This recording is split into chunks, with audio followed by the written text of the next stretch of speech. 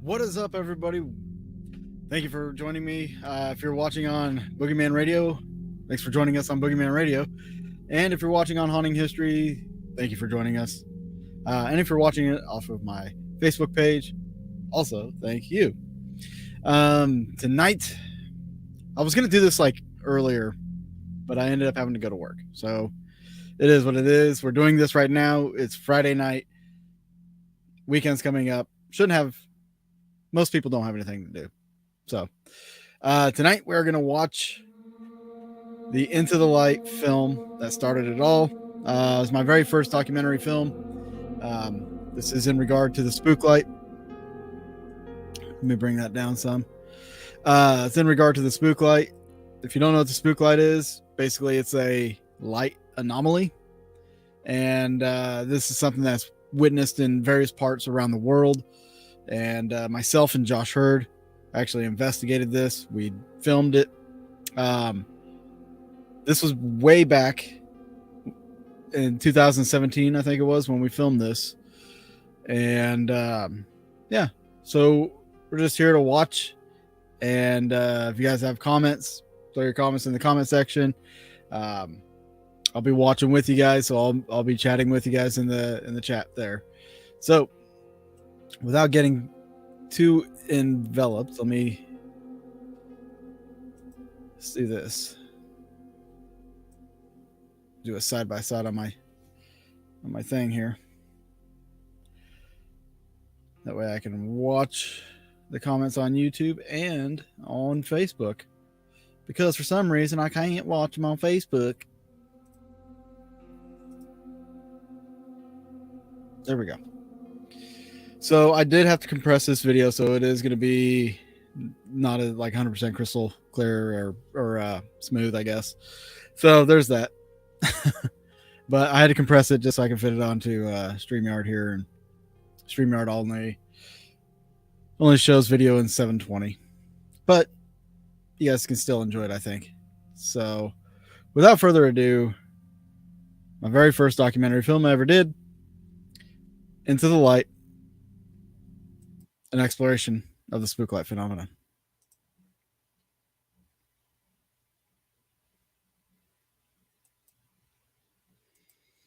By the way, guys, I don't know what Facebook's going to do about copyright. For centuries, mankind has always had a fascination with things that we don't understand or can't explain. Events throughout history gave birth to legends and lore which were used to instill fear, teach lessons, or entertain. Although the advancements of science has been able to explain certain events, there are many that we still can't explain. The foothills and backroads of America are home to such tales that our elders have handed down through generations. Legends of witches, ape men, and other supernatural beings have survived through the years as more people grow interested. As some legends die, others are created. But one unexplainable occurrence that remains a constant throughout the world is the spook light phenomena. It's not hard to see why this oddity is often overlooked. When we talk about the paranormal, the first things we think of are ghosts, UFOs, Sasquatch, and other cryptids. When you read about the mysterious lights that are seen throughout the world, you'll find that there are various stories and theories about the source, yet no definitive answer is generally given. Some cases involve a grisly murder or tragic death, and the spirit of the deceased is the culprit. Others trace back to Native American roots, while some reach to the other end of the spectrum and claim that UFOs or aliens are behind the sightings. To a skeptic, these all may seem silly, as some cases can be determined through scientific explanation. Theory suggests such natural occurrences such as swamp gas are behind the sightings, which may be the case in a fraction of the sightings, but in some cases, the lights fall into the category of the unknown.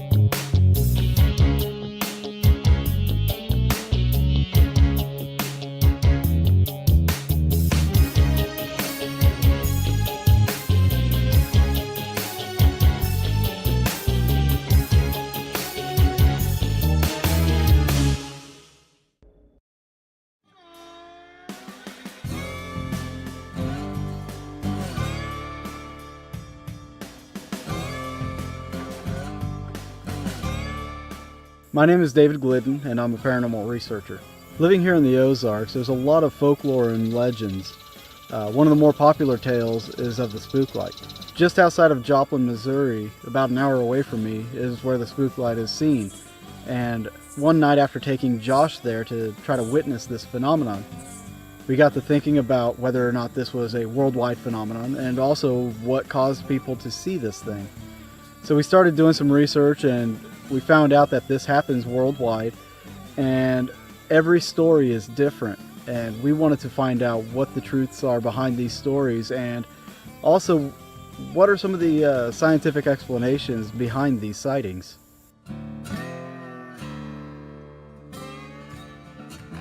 I'm very excited that Dave asked me to be a part of this project for a couple different reasons. Number one, I think this is a subject that has been grossly overlooked within the paranormal community. And number two, I'm very excited to see if we can somehow correlate historical fact with evidence that we may collect within the field. So I'm very excited to get this started and actually get out there. After hours of research and consideration, we settled on 3 locations for our quest of the lights. Welcome to St. Mary's, Iowa, population 128. Since there was no library in this small farming town, we went to the next best place to gather information, the local tavern. It was there that we learned more about the legend, but more importantly, we met Jim Gavin, the man who owned the property in which the light is said to appear. I'm just really looking forward to getting out on this land, on this guy's property, and hopefully getting to experience this for ourselves. I mean, there's so many claims out there that it's interesting to think about, because it's almost like this thing would have some form of intelligence. It is it's able to approach people, almost like there's some curiosity about these people. It's usually hovering like anywhere from waist to chest height. But I'm very excited to get out there, hopefully be able to investigate, and with the array of shit that we have, with the thermal cameras and the night vision and all of that, like, I'm really hoping to experience this for ourselves. My name is Jim Gavin. We moved here in March of 1965. We bought the farm in 64. Well, I've heard from different people after we bought it that oh, you're going to see the light out there and you're going to be this and that, and I never have seen it. But when we was in high school, there used to be, of course, the roads were all mud then, dirt, and they'd come out. People would come out here and sit and look to see the what they call the ghost light, the ghost of St. Mary's. Lots of times we'd give them, they'd ask directions where it was, and we'd give them the wrong directions, and they'd go someplace, just pranks. But since then, there's been 2 different people came here, and since we moved here, and said that they seen this light. And I've never seen it. My brother claims he's seen it.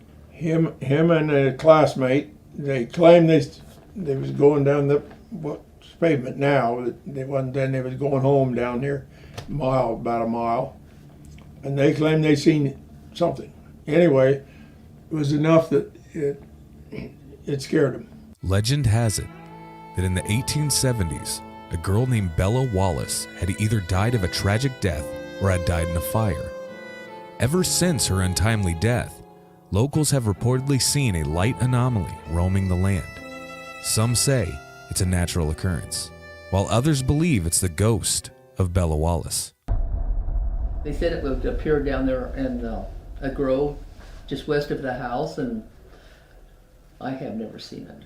My sister called me when we first moved here, and he went bowling one night, and she said, "Have you seen it yet?" And I said, "Well, I've been looking." But it was supposedly supposed to be kind of in this area, and so I came in here and walked around and looked. And it's kind of eerie. It made you feel kind of strange sometimes when you would think about it.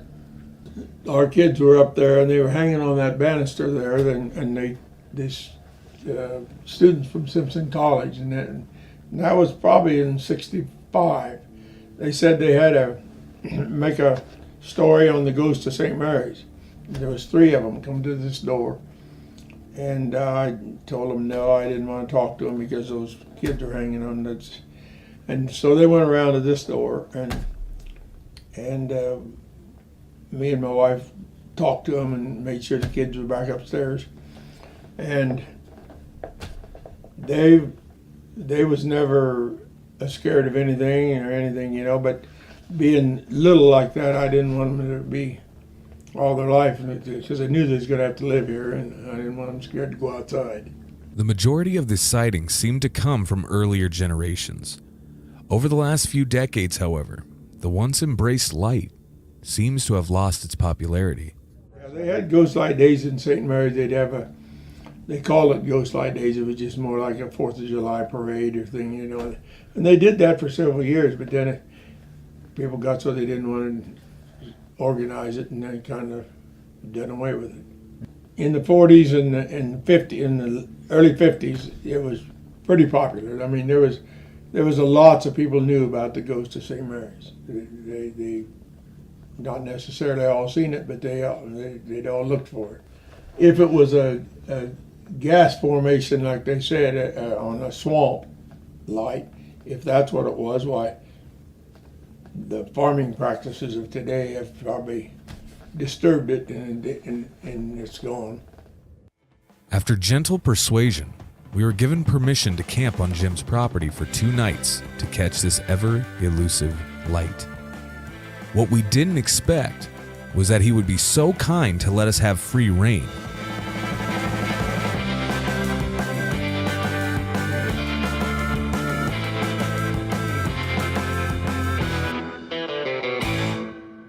Before it got too late, we made a trip to the Indianola Public Library to try researching the story of Bella Wallace, the girl who in 1872 died on the property. What we're going to do here, we've gotten a couple books on the cemetery and death records of Warren County. There's also a Wallace cemetery record. The girl that died in the house fire, her name was Isabel Wallace. We're going to see if she's actually in this cemetery. If we can't find her in here, then the chances are she's not. So that's what we're going to do right now, just to verify the story of her death.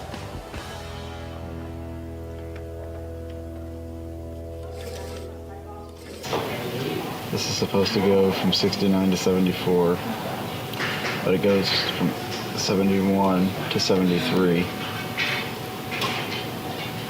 in an instant. Now we're in 73. So it literally skips the year 1872. Yeah, completely skips it.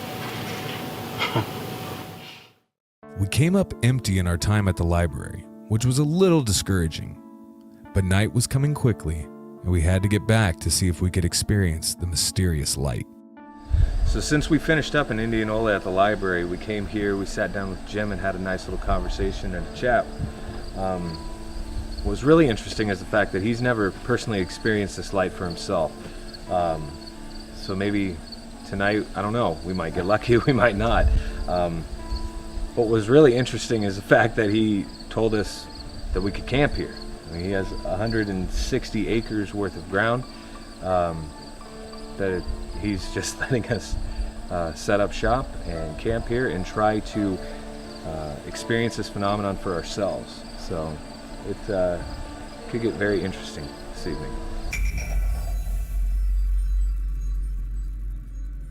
What we're going to do to start off the night is we're going to go through the whole field over here, and we're going to do a sweep. Josh has got a thermal imaging camera that we're going to use to check for possible rodent dens, things that might disturb us while we're out here. And you know, if the light shows up and we can see if there's any kind of color to it or heat signature to it, then so be it. I'm also going to be running an EMF detector out there to see what the natural EMF is like out in this field. So we're going to try to get some of this natural stuff out of the way as we go, and then we'll continue to make rounds throughout the night. A lot, actually. Thank you.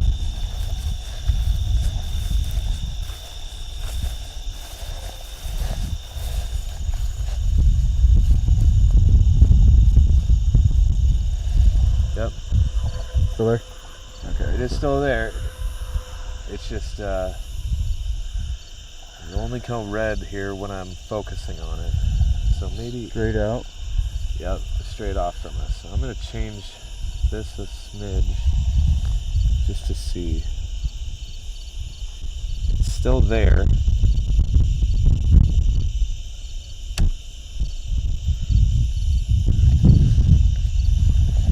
Should have got like a 5 million candle power something. Light. That's what it's called. Just judging by that tree, then I can tell that's a tree. That's a tree.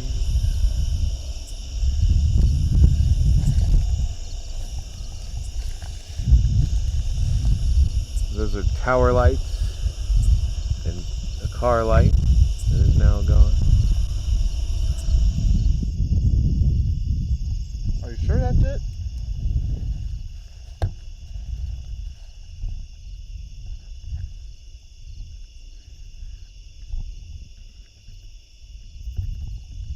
That's crazy. Are you sure that's it though? It's like staying there. Like that. I saw one right over here by this blue light on the left. Yes. But then there's that orange light there, but I think that's a house. yeah, I think that's that's a house. After hours of monitoring the area, we had finally seen something. A bright light originated from the wood line and emanated a dull glow. Other lights from the nearby highway, town, and other man-made structures pierced the darkness, making it hard for us to figure out what it was that we had just seen. I see the blue light still. Yeah, I see the blue light. I got that. But what the fuck happened to the other light? I don't. Unless that is a house light and they just went to bed. But I thought the house was over there. It was Like- over there. Like over there. This It way. is over there. So what's over here? That's a house right there. Yeah, the house is over this way. So what the fuck's that? Is that a house? Right here? I don't know. I don't either. Yeah, that is a house on the right. You can see the top of it now when this car goes by. Okay. Yeah, I see that house. But yeah, what the? And now this light over here. It's still there. It's still there, okay. Did we just see it? I think I just sounded like Bill Cosby right there too. Totally sounded like Bill Cosby. Did we just see it? you see. What the happened? The pop? Like it's fucking. I don't know what that is. That's got to be something natural, right? That's got to Yeah. be something. It's What too the fuck? constant. What the fuck was that? But then again, I thought this was too constant to be. I saw it come in to existence, like it, just appeared, like not fast, but not slow. It just like, whoop, here I am. I saw it move. At this point, right now, as of 11:24 p.m. on August 16th, I'm saying there's a high probability we just saw the spook light, I guess, if that's what you want to call it. Something anomalous. That is for dang sure. Okay, let me ask you this real quick. Yeah. Where did we think it was going to be at Where did we think? originally, before we met Jim? Originally, we thought it was going to, so right along the road. That's what we were talking about in the diner, wasn't it? Yeah, we thought it was going to be right Yep. over there. Exactly. And initially, we wanted to camp right there. You remember that? Yeah. When we came out here with the gator, that's where we wanted to camp. I think we may have to move our shit tomorrow. I think so.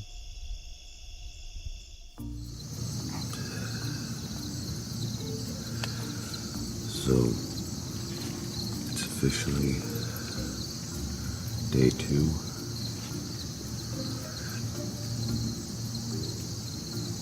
I didn't sleep for shit.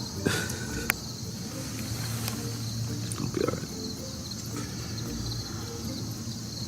I don't know what we experienced last night, but it was crazy. Pretty positive we saw the light.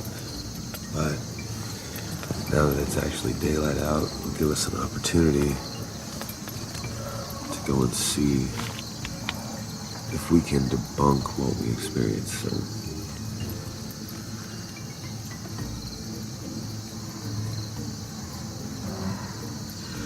you need to wake up.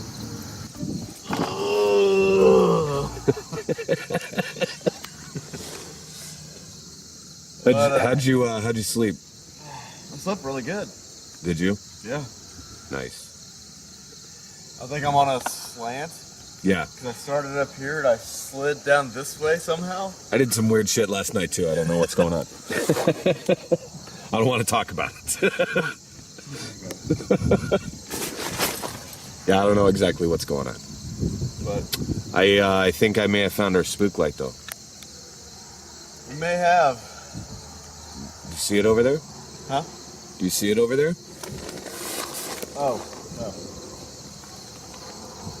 We'll have to get up. Yeah. But interesting night, I guess. I would say so, man. Had a flash behind us. Yeah. Seeing stuff in the sky. Called one flash in the tree line. Like just a flash and then potential lights. Yeah.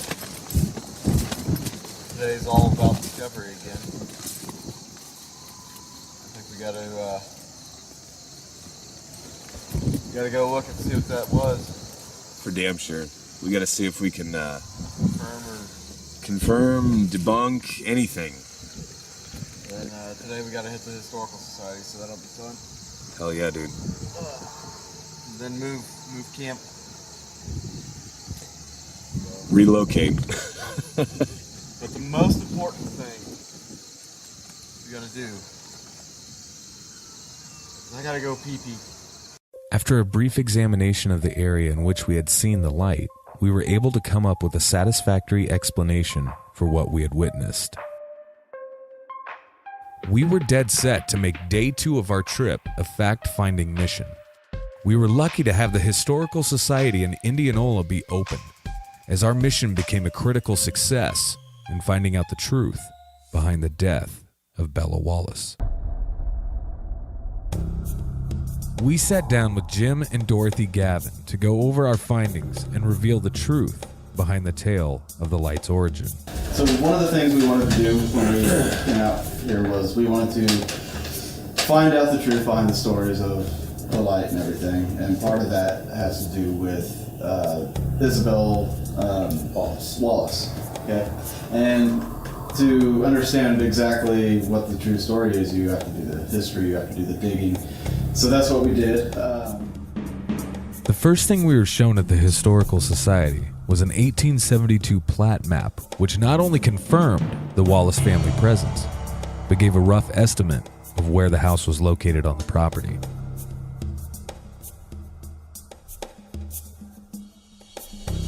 Mary Elizabeth here. Here's a Bella Wallace.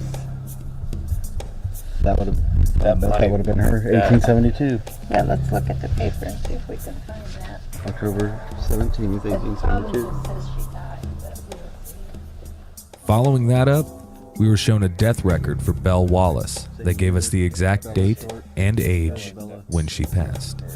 Isabel. So yeah, everything matches up except for that date. I mean, the date was off, but Yeah. I mean, if records were hard to keep back then, so that very well could be her. You may have just found her, dude. That's pretty awesome. Yeah. We can at least verify that story now. Exactly. That's awesome. Validating history. Dang, Skippy. One of the most interesting and important things that we were shown was the obituary from the local newspaper, which detailed how the young Wallace girl had passed. Miss Belle A. Wallace, daughter of James M. Wallace, who resides 12 miles west of this city, was burned to death last Friday by the bursting of a coal oil lamp. The unfortunate young lady was about 18 years of age, and her mournful end has cast a gloom over the entire neighborhood in which she lived. Her father and mother were both severely burned in endeavoring to extinguish the flames which were burning their beloved daughter to death. The deceased was buried on Wednesday. To find the last piece of the puzzle, we set out to find the grave of Belle Wallace.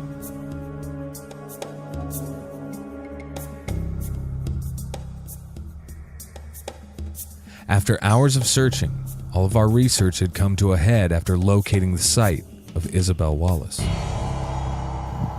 All that digging? All that digging. Now there's something I kind of want to do. I say we get some flowers for her. It's a hell of an idea.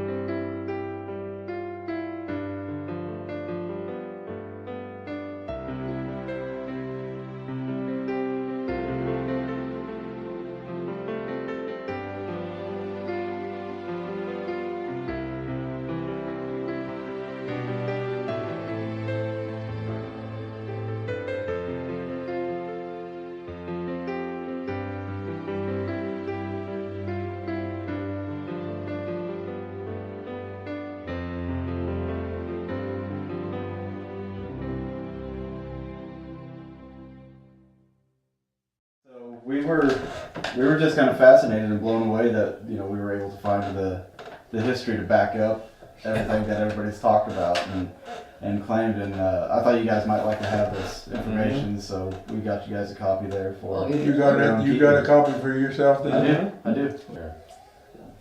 Yeah, so this will be nice for us to have property that not hearsay. Yeah, exactly. Yeah. That's the big thing, I mean, you know the history of your property now. You know the legends and stuff is now truth. You know what the truth is behind it. So Yeah, there is truth behind it. Yeah. Mm-hmm. Well, we always never really doubted it, but we just never ever. yeah. The last night of investigating was rather uneventful, although one particular incident left us scratching our heads. As we moved through the field in the direction of where the home used to be, we stepped into several pockets of cold air.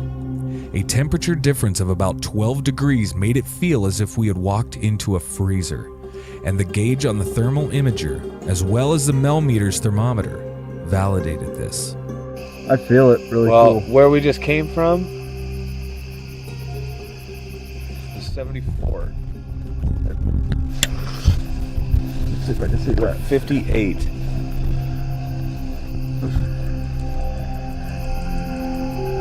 So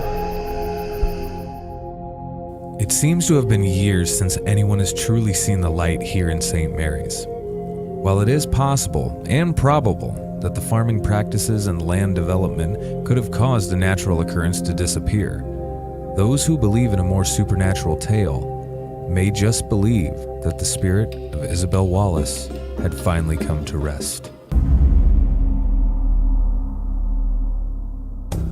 Our next spooklight location takes us to Joplin, Missouri, where for over a century, many have reported witnessing this mysterious orb of light. Claims made range from seeing it from afar to having it come into their vehicles. While some of the sightings have been debunked as headlights from a highway, other studies have turned up inconclusive. In 1946, the Army Corps of Engineers studied the light, yet found that the source of the light was unexplained. Many have offered the standard explanations of marsh gas, will-o'-the-wisps, and so on, but the only logical source, given the location, is that the lights are electrical atmospheric charges. In areas where rocks deep below the Earth's surface are shifting and grinding, an electrical charge can be created. This area, lying on a fault line running east from New Madrid, Missouri, westward to Oklahoma, was the site of 4 earthquakes during the 18th century. These types of electrical fields are most commonly associated with an earthquake, but in this case, have yet to be proven conclusive. The spook light often referred to as the Joplin Spooklight or the Tri-State Spooklight, is actually in Oklahoma near the small town of Quapaw. However, it is most often seen from the east, which is why it has been attached to the tiny hamlet of Hornet, Missouri, and the larger, better-known town of Joplin.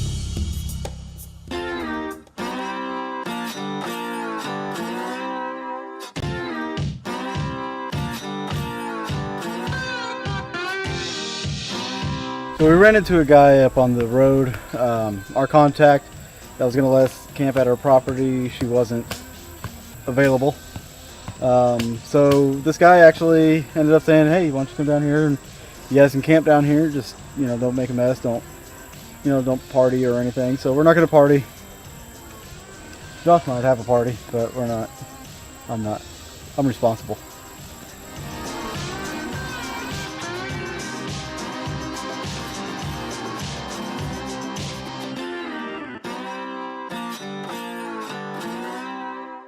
After setting up camp, we set out to establish a baseline EMF reading along the road. What we found was an odd reading considering that the closer we got to the power lines, the EMF would dissipate. Right now we're getting 2.1. 2.3. Walk closer to the power line, maybe. 2.4. 02, 04, 03, like 2.3, 1.9, 1.4, 0.8, 0.6, 0.2, flatline. Bringing it back over here, 0.2, 0.7, 1.5, 2.1. As far as a baseline reading though, it's kind of all over the map. I mean, it's still jumping everywhere. Flatline. It went from 1.6 to nothing. All right, so we are going to take this. We put it on a tripod just so there's absolutely no room for human error. Because jostling these things sometimes will send a spike up or anything. So we're just going to take it over here. We're going to put it right in the middle of the road. For as long as humanly possible, anyway. Before a car can come, and we're just gonna leave it. So like right now, it's reading anywhere from a 2.1 to 2.2, which is quite high. I mean, that's really high even for an active paranormal house that you would go and visit, or I mean, that's fairly significant. I don't know, man. Like it's very odd to me just because the closer we got to the pole, the lower the reading got. And the closer we get to the road, the higher the reading gets. I don't get it.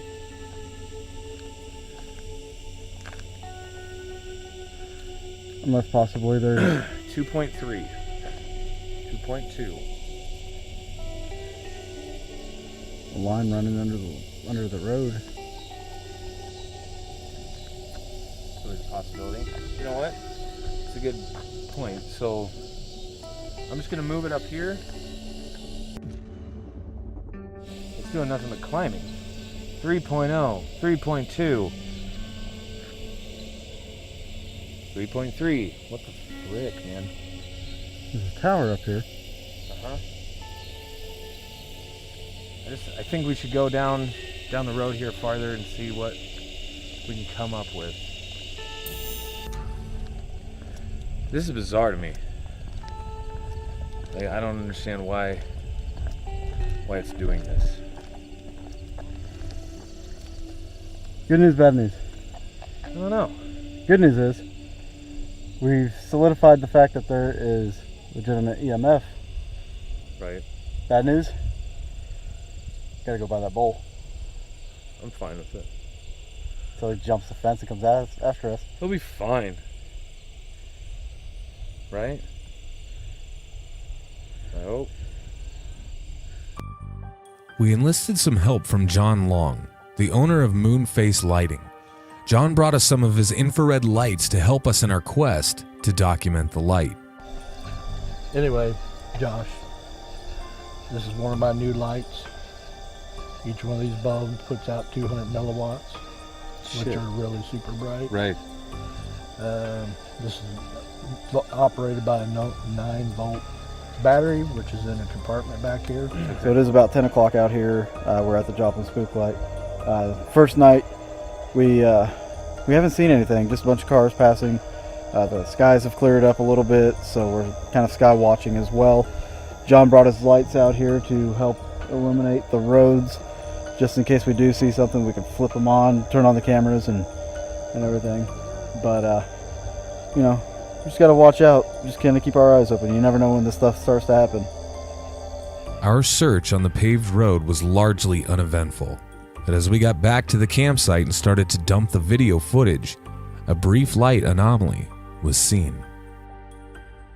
After a good night's rest, our mission for day 2 was to do more research on the light, as well as meet up with a couple eyewitnesses to learn their stories. First, we met up with Hank Rotten, who works for a local television station. First of all, I grew up in a small town, Carville, Missouri, and if it wasn't for the Baptist church there, we would never do anything, you know, when I was growing up. And one of the things we'd do once I got to junior high, about once a year, we'd take a hayride down to Spook Light. Now, back in them days, we're talking about the late 50s and 60s, and you'd go down to Spook Light, and it was an old dirt road. It was all growed over a lot more, and the Spook Light would pop in and out, and you could sometimes you'd see it. I've been to the Spook Light many a times and never saw it every time.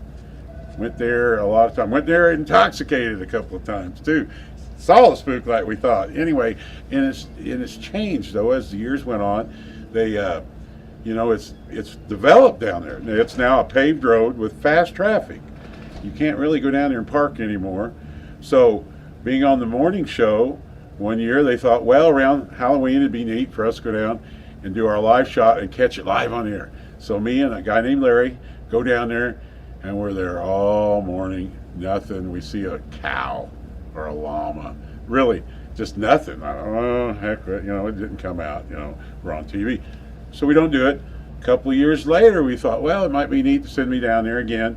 This time, a guy named Taylor was our camera guy. So we go down there, and it's like 4 in the morning, about 4 in the morning, 5. We're getting ready to go on the air at 5:30, and actually we're setting up down there, and we're down in the valley. We went down into the road a lot farther.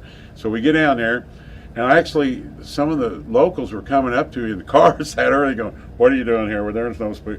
They really don't care for you, the Spook Light being there, even though they bought the land after the Spook Light was there. So we're sitting there, and I'm actually looking down the road like this and talking to the camera guy going, you know, last time we were here we didn't see the Spook Light. I don't know if we'll catch it. So I just kind of turn around and look, and there it was. Now, if you've seen my video on the internet, it was right behind me and kind of high up, because I think it was starting to descend into wherever it goes during the daylight. And we caught it. If you watch it, it was there for a long time.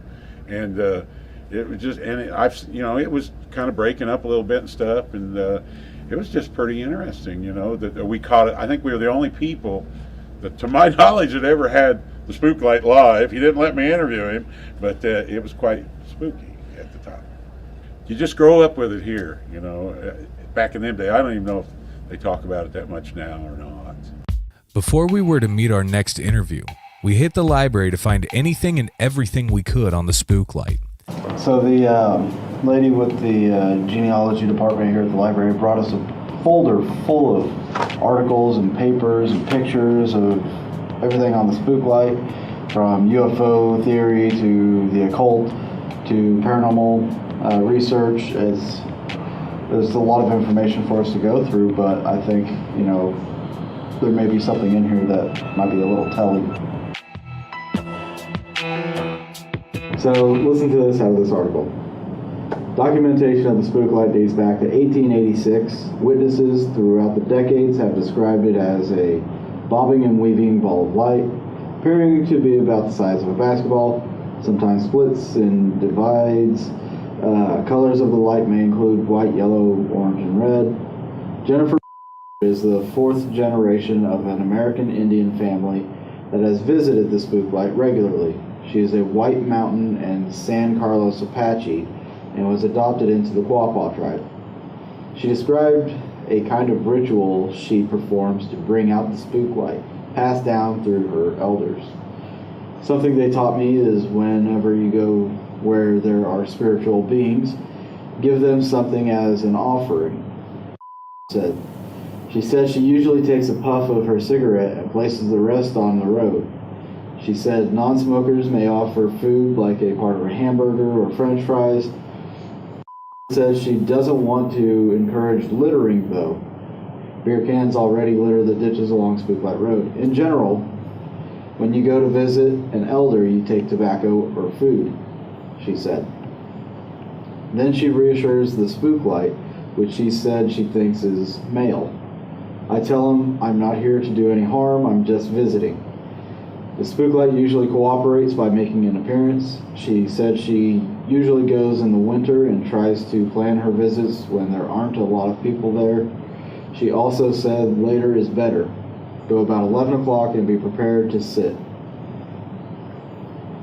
So, maybe if this has any Native American ties, maybe we should take an offering. Tobacco. I have a hamburger in the van that I haven't eaten. Got a lot of cigarettes. So, I think this is a great idea. I'm serious. At this point, I'm willing to try anything. I want to experience this shit. I wonder if she's local. It's so hard to tell what these are. Well, I'm sorry, but at this point, like, I could stand 100 yards away from you and shine a dim-ass flashlight and say that we captured the spook light. Yep. This is easy. I mean, the spooklight thing's easily faked. Oh, God. It is easily faked, but that's the bitch of it. I don't want to fake it. I don't want it either. I want to shake this some bitch's hand. So I think tonight we go and we do bring an offering. Food, tobacco, whatever. Yep. Tobacco, I mean, especially if it is Native American. I actually was talking to someone who is familiar with the tribes and who is part of like a reservation. She goes out there and helps out or something like that. But she was following us and everything, and I used to work with her. So she told us, you know, if we do get in with any kind of tribes, that, you know, proper procedure or protocol whenever you do meet the chief or, you know, head of the tribe that you're speaking with to get all these permissions or whatnot, it's proper protocol to bring a bag of tobacco, generally, to present to them as a gift. As a show of good faith, I guess. I think it's one thing to see somebody else's footage of it, but it's another thing if you're going to capture it yourself. Yeah. So. We met with Diane Melton, whose family has a peculiar connection to the spook light. My great uncle was the second guy that owned the museum out at the spook light. His brother-in-law, Arthur Meadows, was the first spooky, and he bought it from him in the, I'd say, the late 60s, early 70s, and it was my grandpa's brother. And so my mom and dad would go up to visit him and my Aunt Hazel, and so I'd get to sit out on a concrete slab and watch the spook light. I think that he was Indian, so I think that he was interested in the spiritual aspect of it being a spirit. It had been sighted by the Indians back as early as in the 1860s, and so that was way before cars or anything. Billboards, there was no lights like that. But I think that's why he did it. He was actually interested in the Indian spiritual part of it. We were young when we went in there, and he had an old pool table in there, and you could buy some snacks, and he had old pictures. It was a pretty rundown building, but he had a telescope you could look through there too and look right down the road. But yep, Spookies is what it was called. There used to be a tower that you could go up in and look through a telescope and watch it there at the Spooklight Museum. Well, a big storm came through and blew the tower down, and so I'd sit out on the concrete slab that they had. I'd sit there on it, and it was right in front of the road, and I'd sit there and watch it. It'd bounce up towards me. One time it got right, there's several gullies, and it got right up to the very last one, was bouncing around, turned red, turned blue, and split up in four and then gone. I've seen it a lot of times. I've seen it do a lot of stuff. Now, one time when I saw it, I was at the end and saw it down there, and it would run in and out of the road and actually divide. I've seen it divide a couple of times, and that day, I haven't seen that video in a while. I think we show it dividing a little bit there and just kind of run around. I don't think it was as active that day as I've seen it before, later in the evening or at night, or that morning it was kind of just hanging out there. But it can be real active. Of course, I've heard stories through the years how it's got in people's cars and stuff, but I never had that happen. Many tales of its origins vary. According to the local legend, the spook light was first seen by Native Americans along the infamous Trail of Tears in 1836. However, the first official report occurred in 1881 in a publication called The Ozark Spook Light. The story we always heard that it was a pioneer days. A guy was coming through, and his wife went out to gather wood and didn't come back, and that's him with a lantern looking for her. I've heard that. I remember years ago that the Army Corps of Engineers come down here and covered the whole road, and it go in and out, and they can't explain it, so I don't think I can either. I've heard all sorts of stuff, but it's just, to me, it's just one of those weird, freaky things that happens. Another legend tells of a Quapaw Indian maiden who fell in love with a young brave. However, her father would not allow her to marry the man, as he did not have a large enough dowry. The pair eloped, but were soon pursued by a party of warriors. According to the legend, when the couple was close to being captured, they joined hands above the Spring River and leaped to their deaths. It was shortly after this event that the light began to appear and was attributed to the spirits of the young lovers. Whenever I watched it, I'm kind of a sensitive. Whenever I watched it, I got a real sad, foreboding feeling. Not that it was going to hurt anybody, but I felt like more like the one with the Indian story was more accurate than the other one. I think that it could probably go anywhere it wants to. I knew a guy that it chased through a field. He was cutting through a field and it chased him. So it can do just about anything it wants to. If you'll notice when you go out there, the houses that are on that road, they have several, not one, but several pole lights all around their house. There's a reason for that. It keeps it away from their house. A lot of people thought it was swamp gases, and they proved that wrong. The Corps of Engineers actually said that they finally determined that it was a light of an unknown origin. I do know that the road that comes off of State Line Road goes east, down the road a bit. I do know that there was a UFO sighted that had landed out in some people's field down there, across from the guy I was going with in high school. He's seen it. And there was a big circle burnt in the ground. It's just one of them cool four-state phenomena, if that's a proper word, that you can't explain. Nobody can, nobody ever has, and everybody says, "Oh, it's gas, it's lights from the highway." Well, they were seeing it before there was any highway, so who knows? It's spooky, is what it is. What would you say to anybody, like advice-wise, going out there, if they wanted to experience this light for themselves, as somebody like yourself who's experienced it many times? What would your advice be? Go out there, shut your car off, shut your lights off, and be just as very quiet as you can be. But just be patient. Sometimes you can go out there and not see it at all. But I guarantee you, if you go out there enough, you will see it, because it is there. So tonight we're trying something a little bit different, because we've heard conflicting stories about where the spook light has been. The research has suggested, of course, out on the main road, the paved road that everybody goes to. But it's been known to travel through a lot of these fields. So the first part of the night, we're actually about a block away on another road that runs parallel. And this is actually a dirt road. And we're going to stay out here for a little while to see if we see it. And then we're going to make our way back to the main road and you know, maybe we'll see it over there. We're not sure. There's been times that people have told us that they've seen it. Some of it later at night, some of it in the evening, at dusk, different times. So we just got to do due diligence tonight and make sure we cover as much area as we can. I'm gonna leave this here for you, right in the middle of the road. It's kind of a peace offering for myself, and maybe you will show yourself to us.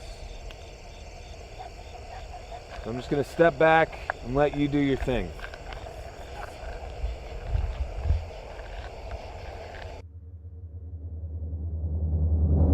This right here, guys, this looks almost identical to that picture that is, it's fairly infamous picture, honestly, of the spook light phenomenon.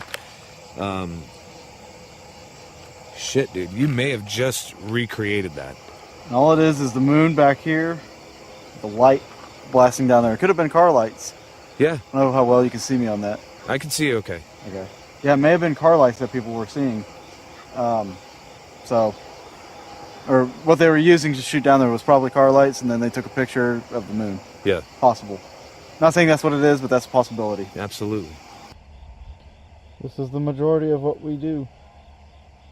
Hey guys.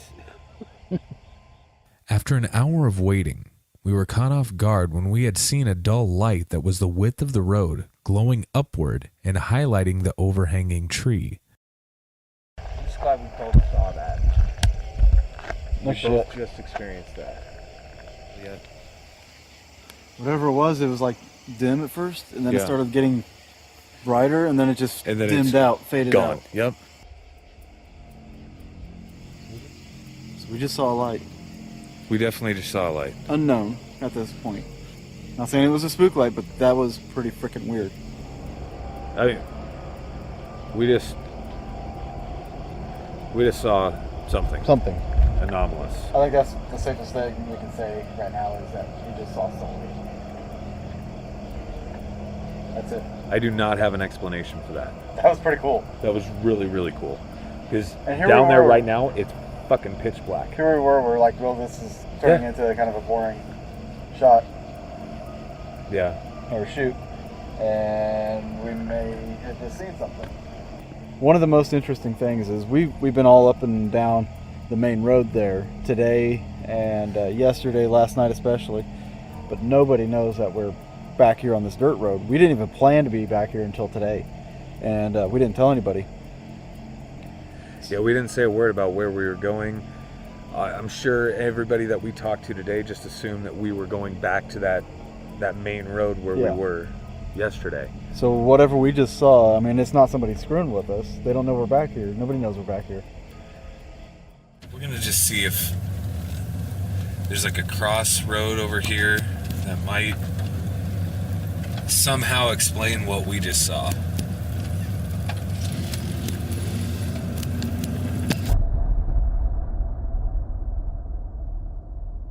Dude, no fucking way. No way. Yeah, now we're like across the interstate. Yeah, We're way too far. there's no way.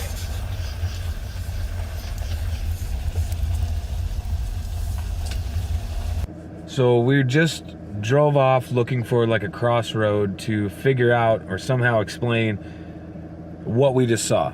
Like a glare of headlights or anything like that.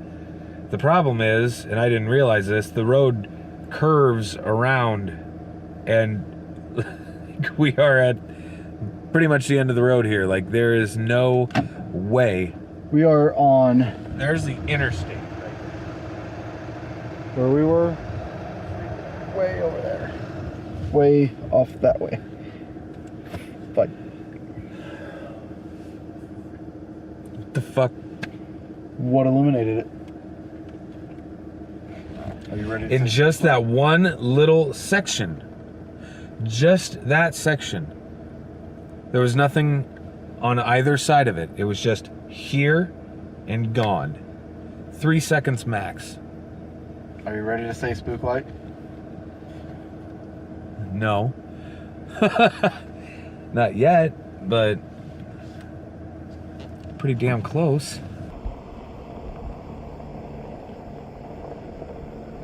So what's about to happen right now is Josh is running down the road here.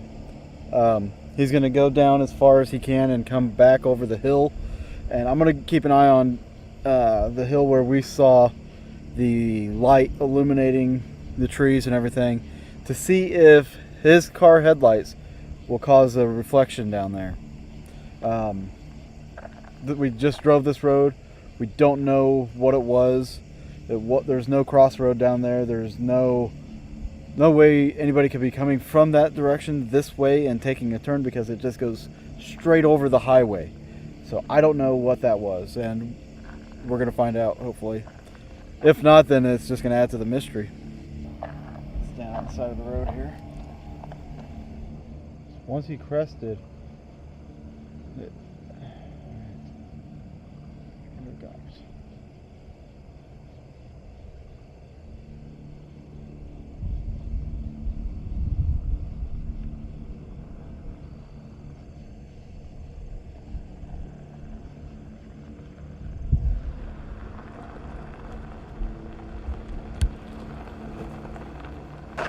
So what I saw when Josh came down the hill here was once he crested the hill, there was a line of light that went from this field over here all the way over to this field back over here.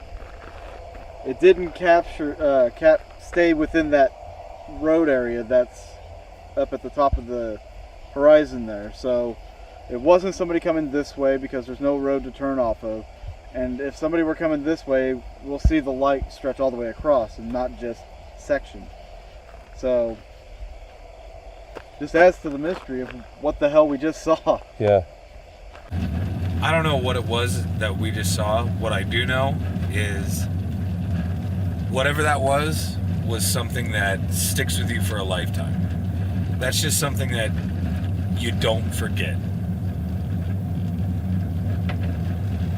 To test the theory of swamp gas and to attempt to find an explanation for what we had seen, we are given access to a piece of equipment that detects gas in the atmosphere.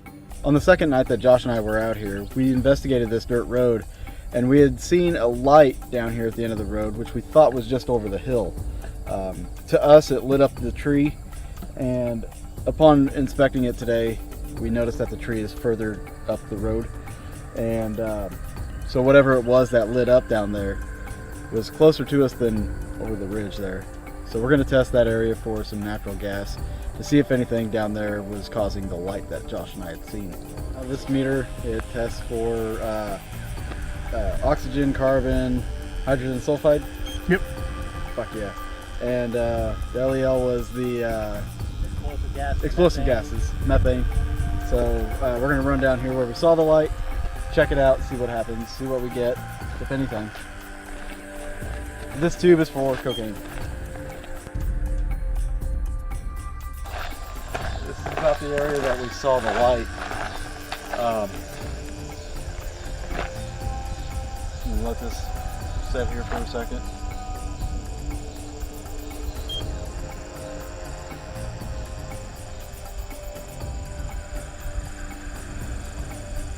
It's not, nothing's changing. We got 0 on the explosive gases, the methane, 20.9 on oxygen, 0 on carbon, and 0 on the hydrogen. So,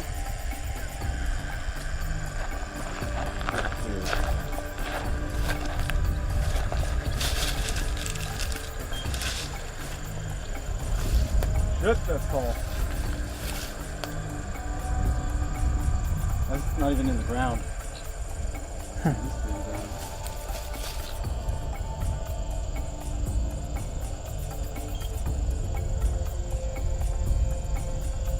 Nothing.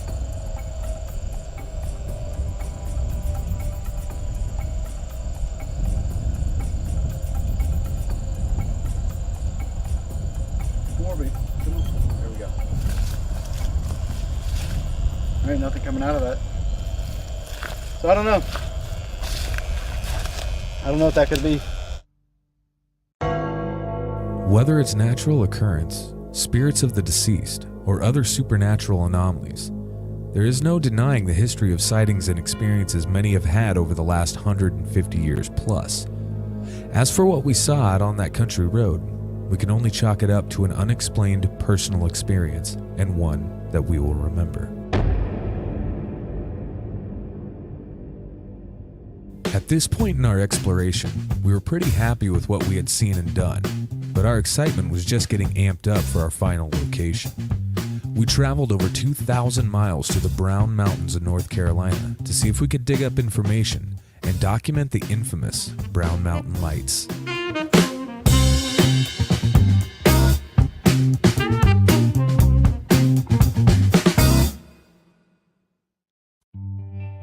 We arrived just before dawn, and before we could check into our campsite, we took advantage of the sunrise at Brown Mountain Lookout.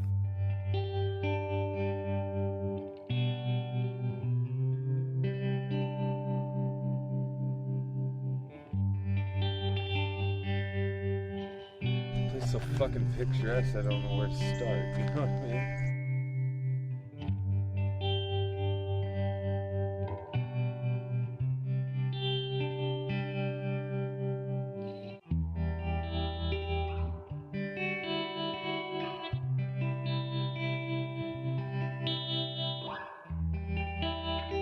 We got out here at about 4 o'clock last night, and of course we couldn't really see anything but the horizon or the outline of the mountains. There was no moon, so there was no illumination on the hills. Tonight, there's not going to be any moon. The sky should be clear.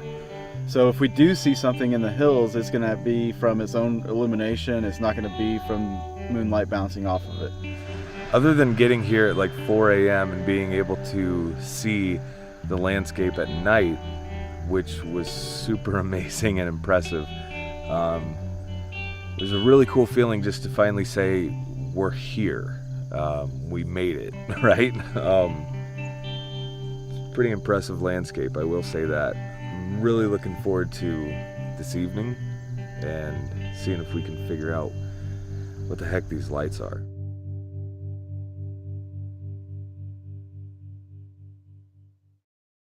After getting everything settled at the campsite, our main focus for the day was to stop by the library in Morganton to see what information we could find regarding the light. We're here at the library to do some background research on some of the origin stories of the Brown Mountain Lights. We were told that they had records of some of the geological surveys, different ghost stories and things of that nature. So we're going to go through these folders here and just kind of see what we find.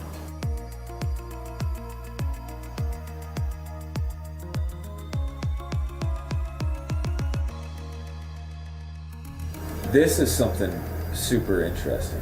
Okay, sure. Uncle Fate saw ghostly lights. So what this is saying here, what we now know is as Wiseman's view, Yeah. right? And it says here, as a small boy, Uncle Fate Wiseman camped out here on the rim of Linville Gorge, which apparently is what that gorge is called. Right. And watched the now famous, ever puzzling Brown Mountain Lights gamble in the night. So this is literally almost like named after him. Like he would sit out here and pitch a tent and just observe these lights from kind of like us. Exactly like us. I mean, even from a small child being able to just go out there whenever he wanted to. That's check awesome, out though. these lights. Super cool. Have that in your backyard? Basically, yeah. Yeah. Another person from the Geological Society in 1922, February 22nd, 1923, did a report. Okay. And he basically went through, he did a thorough investigation. He did 2 weeks observing from different mountains. And so he had all these different perspectives and even witnessed the lights. Okay. Now in his report, he went through and of course noted everything he saw, and in accordance with the different claims that people have had. Now, he went through all the proposed explanations and totally shredded them.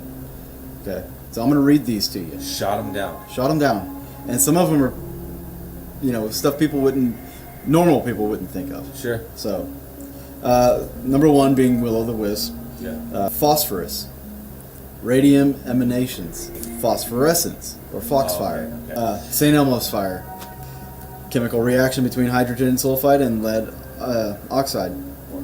Another one that somebody said was a mirage, locomotive headlights, Right. let's see, and automobile headlights. Let's see, Andy's light. They're shooting in the dark. Yeah. So they're trying so hard to disprove it. Mm-hmm. That they're taking anything. Yeah, they're at just this point. grabbing anything that they can. So all the suggested thoughts or explanations people have put forward, he has found a way to disprove them. Yeah. Okay. So now let's go into the future a little bit. This is from 1923. Right. In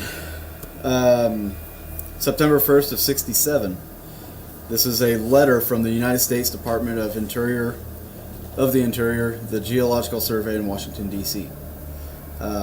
Somebody had written them, Mr. McGill, and they wrote it back saying the Geological Survey did perform an investigation into the Brown Mountain Lights, results of which were issued in 1922. Because of the investigation was rather far removed from our normal subject matter, the results were never published in our regular series of reports. What? But instead were issued as a lengthy press release. A copy of the press release is enclosed with this letter. Our organization has conducted no other investigations of the phenomena. Throughout our 2 days in North Carolina, one particular description of the lights that seemed to keep showing up in our research and interviews was that people were seeing a red-colored light. At this time, it only sounded like an odd coincidence, but would later become a vital bit of information. Here's what's interesting. The Joplin spook light. Yeah. The Army Corps of Engineers investigated twice. Right. Brown Mountain Lights. The the Department of Interior and the Geological Survey also did extensive investigating on it as well. Yeah. And nobody was able to come up with an explanation. Exactly. They're not able to put their fingers on it. And I think that ultimately, you talk to any government official, not knowing something, that's going to scare the shit out of them more than anything in the world, right? If they can't figure it out, that's what's terrifying. Before it got too late, we met up with our good friend Richard Rose, who we invited out for the first night.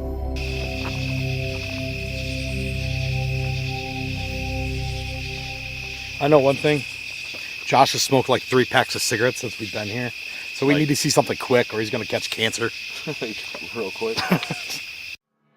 Once again, the night fell silent. Although it was good to see our friend again, we couldn't help but to feel disappointed. We had filmed several locations and only had a questionable experience that wasn't captured on film. But because we had come so far and put in the work, we were not about to throw in the towel. The next day, we went to the town of Morganton to talk to some people and find out a little more about the lights.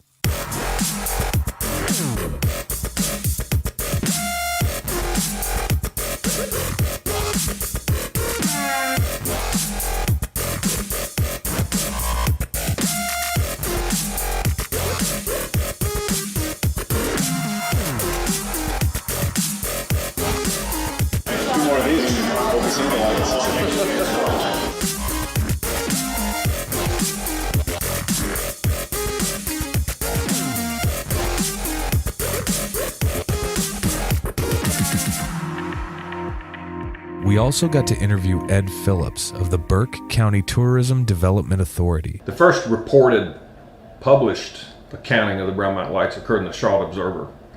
And it was actually from the Morganton Fishing Club, which was based out at Lake James, and they reported, it was in the late 1919, I believe, reported seeing mysterious lights up in the mountains while they were out fishing on Lake James. And of course, back then there weren't many roads at all that went up in the mountains, and they saw lights dancing around in the sky. And so that was the first like documented on paper newspaper accounting. Prior to that, it was more lore, legend from the 1800s, late 1800s, that people passed down from family to family, that what they had seen as settlers in the area. In 1916, there was a tremendous flood in the area in which about 22 inches of rain fell and destroyed much of the area, halting railroad transportation. Prior to the flooding, reports were typically dismissed as lights from trains, yet when the flood occurred, the reports continued. There was nothing conventional that could have created these lights back in the early 1900s. The Brown Mountain Lights have been part of the lore of the area for a long time, and so it's what we see as uniquely North Carolina, uniquely Burke County and Morganton, North Carolina. It's something that we have here that's real, unexplainable, but real. People have seen it. So it means a lot to us to have something very unique like this, that people come here to explore and camp and hike and do scientific observations to try to find out what the lights are. The fact that they're unknown, they're mysterious, they're not predictable. You have to come. Some people have been 50 times and never seen them. Some people have been 3 or 4 times and have seen them. The UFO piece has been perpetuated by conspiracy theorists, but there is basis for, there was a lot of government activity, military activity, some people say NASA activity around Brown Mountain back in the 60s and 70s. So I think it's a part of that it's just a huge mystery. It's in the mountains. The mountains are mysterious, just by themselves. Up Highway 181, they call it Area 181 because there used to be a lot of military activity in aircraft that flew over there. And there is a low-level aircraft training route that passes through there.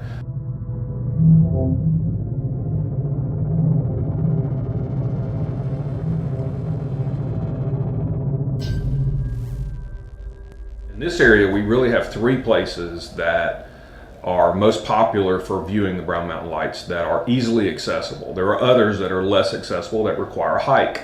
And since the lights are seen at night, it requires a nighttime hike, which not everybody's real comfortable with. But for the easily accessible sites, it's the Brown Mountain Overlook, which is on Highway 181, about 20 miles north of downtown Morganton. The next most popular area is Wiseman's View. Wiseman's View is a U.S. Forest Service overlook, and there are 2 rock pulpits that you can walk down to and stand on and look out. Each pulpit can maybe hold 6 to 8 people at a time. There's also overlooks back up that you can look down over the pulpit down into the Linville Gorge. You can see Table Rock and Hawksbill Mountain, and then you can look across, further across to Brown Mountain itself through a gap between Table Rock and Hawksbill Mountain. So those 2 places, they're easily accessible. And then there's another place off of the Blue Ridge Parkway called the Lost Cove Cliffs Overlook. And you can pull over there, there's a grassy area, and you can look down. It's probably 6, 7, 8 miles down to Brown Mountain from there. Among the claims and reports, Ed told us of a time in which he witnessed the phenomena. It was in April of 2013, and I actually had a journalist with me, and we went up specifically to try to find or see the Brown Mountain Lights. And we'd been there about 45 minutes. It was about 9:45 at night, and we had our chairs out and we're looking across at Brown Mountain, and this light appeared. And which is the typical description of the light is it's dim and it grows brighter and brighter, and then it can kind of flicker, if you will, and then go out, and then it may travel a little bit, dimly lit or not lit at all, and reappear someplace else. What we saw was on a cliff face. There's no way a human being could travel that fast between point A and point B. It was impossible to go, let's say, 400 or 500 yards in 10 seconds or so and reappear another light and then move across the face. And we looked at each other and said, "Do you see what I see?" And we said, "Yeah." And here we are both sitting there, and we witnessed it for probably 30 to 45 seconds, I would say. Neither one of us tried to take a picture of it. We were just that astounded that we actually saw it. The science behind lights in the sky suggests that it's ball lightning, that it's electrostatic electricity that for some reason is bound together in a ball and appears for a certain period of time, and when that energy from that lightning or static electricity in the air dissipates, they disappear. I don't know if that's feasible for what I've seen or heard about or I've seen photos of. When people talk about the lights moving in the manner they do, or wandering around in the sky over Brown Mountain and then shooting off in a perfectly flat line to some other location and at a tremendous speed. Is that ball lightning? Is that how ball lightning behaves? No. This is a unique piece of nature. It's a unique part of our planet that we don't understand. You know, they're still finding new species of plants and animals on this earth today. And who knows what this is? Will science ever explain it? Possibly. But right now we just don't know. Ed gave us some valuable insight and directed us to Wiseman's View, a location tucked back in the National Forest with an astonishing view and the best place to see the lights. All right, I'm as bright as I can get without it chopping. Dawn quickly fell upon us by the time we arrived at Wiseman's View. With enough light left, we were met by the most awe-inspiring view of the mountains.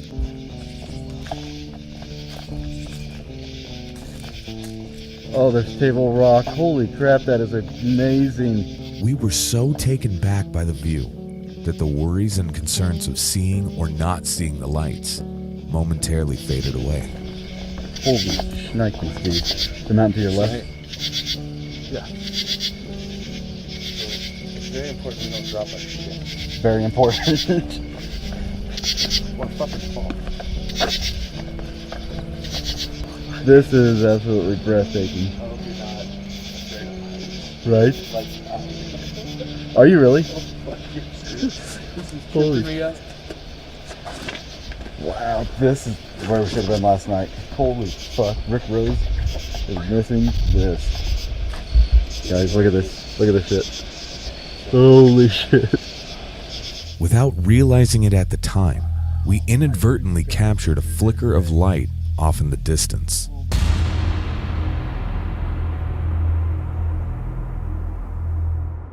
As darkness enveloped the landscape, we employed a new strategy to catching the lights. By opening the aperture on the cameras fully, it allows more light in. For still photos, this made for amazing pictures which could potentially show movement. For video, however, this made the video choppy, yet effective. Basically what I'm doing is I'm doing a long exposure shot. So basically I'll click and hold for the aperture and it will just remain open, basically soaking in all of the light that it possibly can until I release the button. So basically we'll be able to take shots and things of that nature. Are you ready? What is this? This is 30 seconds of a long exposure, or actually I'm just gonna wait till it says 40 seconds. So 40 seconds, long exposure at Table Rock. Something streaked across the sky. That is most likely whatever that is up in the sky. Do you see that thing? Oh yeah, probably a plane. It's a plane. Yeah, but that's pretty sweet though, right? Yeah. Okay.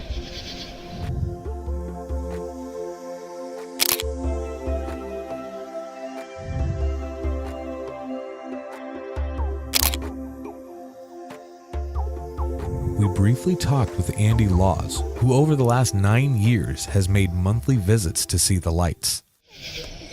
So when you see the light, what does it usually look like?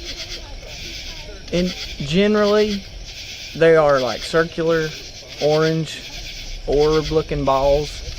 And matter of fact, I was standing right here at this overlook with a friend of mine, and one popped up about 10 foot from us right here, midair. and it was like a big basketball, orange, that kind of like just pulsated. He jumped into me, I jumped backwards, and we kind of skedaddled. We didn't really know what to do, you know? It's pretty scary. Shortly after speaking with Andy, David noticed a peculiar light appear at Hawksbill Mountain. Over here on this mountain, there's not been any human activity. Some of these hills we can see where there's campfires and people camping, but on this other side over here, there's been nothing. And this light, I saw it out of the corner of my eye, it like got really super bright, and then it just went away, and then it came back on, and that's when I hit Josh. I'm like, hey Josh, see this? So, got the flare out, and I mean, pretty much 45 seconds after I got this thing up and running,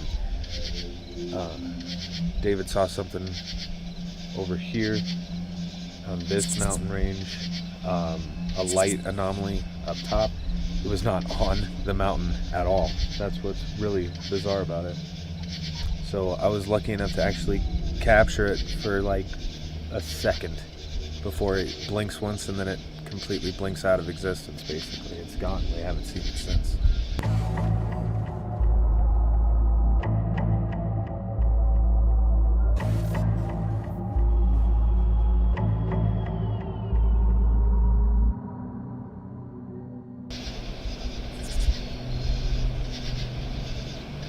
There's not been any lights over there all night. No, there has not been.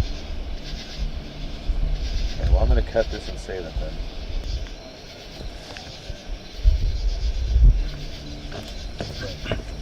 Huh? Oh, I got it. I got it. Yeah, I got it. We're seeing the light again over the same mountain. Look, it's moving. Oh yeah. Shit. Did you see the trail? Yeah, I did. Look.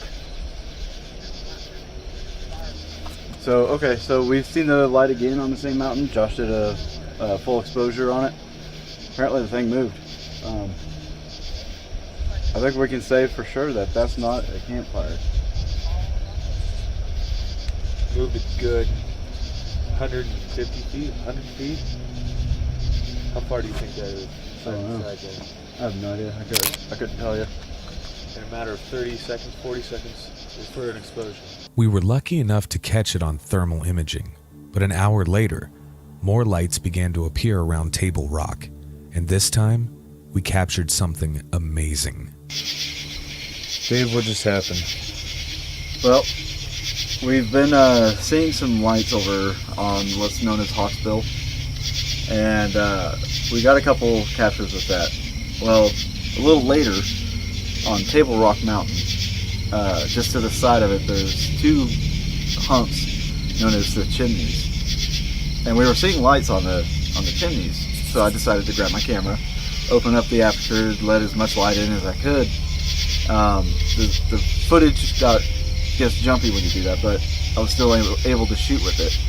And I wanted to shoot those lights. Well, I noticed that there's a red light off of Table Rock, and when I started shooting it, this red light started moving off of the mountain up into the air. And I mean, it moved significantly into the air. And then after a while, it disappeared. A few seconds later, another light shows up in midair and then disappears.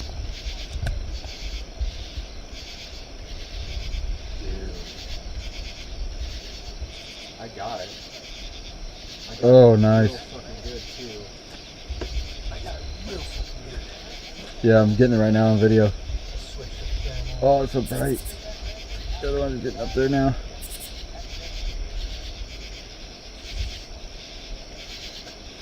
There's a red light on Tabletop or Table Rock. Is there? On the right side of it. There's a red light. I've got it on my camera right now. It's not even touching Table Rock, dude. Seriously. It's not. Dude, come here. Come on, God damn it. Just a second. Dude. Sorry, bud. I'm trying to hustle. It's fucking moving. Dude. It is moving. Dude, come here, come here, come here. Right here. Oh, it's off of Table Rock, dude. Look. Yeah. It's a red light. It's right up there. It's gone. It is gone. Oh, I got that on camera, dude. Good. That's badass. It's the one on top of Table Rock? Not, it was on the backside by the chimneys, but it wasn't even on the mountain. It's in the air. Is it gone? It's gone. It's, oh no, it showed up over the, I'm just at too low of a vantage point, alright. oh my god, I did. Oh, there's Keep it up. lights coming back. Keep it up. It's up. It's gone now. I see it. There it is. Look at it. Oh my god. Is it way up high? Yes. I'm getting it, dude. I'm getting it. I'm getting it. It is gone. It's gone. Yeah, I got it on here. This long exposure might be fucking crazy. What the fuck? The thing about that is that red light just validates so many other claims that people have had who've experienced the Brown Mountain Lights. So for us to be able to validate their experiences and get footage of it, it's absolutely amazing. I mean, I'm so happy about this. I had no expectations on this. After the first night, I'm all shocked. I'm blown away by this. This is amazing. So I don't know how else to describe it. It's an amazing feeling.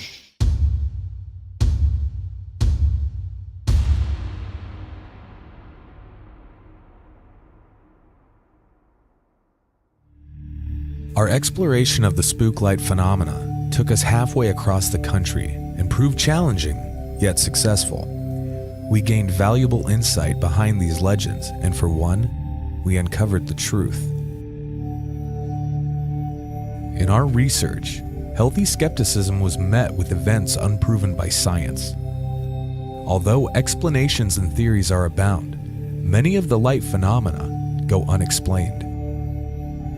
In the world of the paranormal, little research has been done with this subject, and the spook light remains a mystery to this day. I'm coming